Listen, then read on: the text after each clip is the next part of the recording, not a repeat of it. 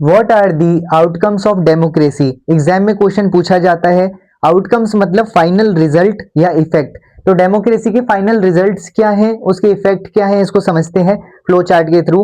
पहला, ये गवर्नमेंट को अकाउंटेबल बनाता है। अकाउंटेबल मतलब जो भी लीडर्स हैं या पॉलिटिकल पार्टीज हैं वो रिस्पॉन्सिबल होती हैं लोगों को आंसर करने के, यानी वो जो भी डिसीजन लेते हैं तो उनको लोगों को जवाब देना पड़ेगा कि आपने डिसीजन क्यों लिया है और इससे उनको क्या फायदा होने वाला है। दूसरा, can be change through elections. Regular elections के थ्रू क्या है, सरकार की अकाउंटेबिलिटी बनी रहती है। हर 5 साल में हमारे देश में इलेक्शंस होते हैं, इससे पता लगता है कि हमारा सिस्टम क्या है, अकाउंटेबल है।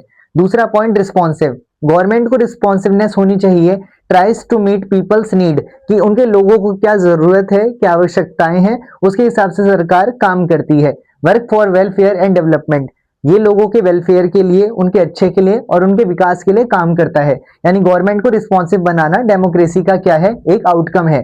तीसरा आउटकम है लेजिटिमेट। लेजिटिमेट मतलब हमारा जो सिस्टम है उस पर लोग ट्रस्ट करते हैं, विश्वास करते हैं कि जो भी डिसीजन गवर्नमेंट लेगी वो उनके भले के लिए ही लेगी।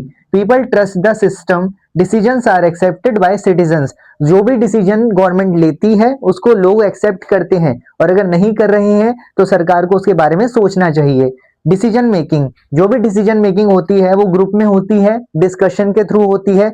लीडर्स मिलकर डिसीजन लेते हैं, सब पार्टीज की सहमति से लेते हैं, उसके बाद जाके डिसीजन लिया जाता है, जिससे क्या होता है, रॉन्ग डिसीजन लेने के चांसेस भी कम हो जाते हैं। डिसीजन थ्रू डिस्कशंस मतलब डिस्कशन के थ्रू डिसीजन लेना reduces chances of wrong decision. जो रॉन्ग डिसीजन है उसके चांसेस क्या हो जाते हैं, कम हो जाते हैं। इक्वालिटी, इक्वालिटी मतलब इक्वालिटी को प्रमोट करना, सभी को समान अधिकार देना और न्याय को आगे बढ़ाना, प्रमोट जस्टिस। तो ये सारे आउटकम्स ऑफ डेमोक्रेसी है, accountable, responsive, legitimate, decision making and final equality.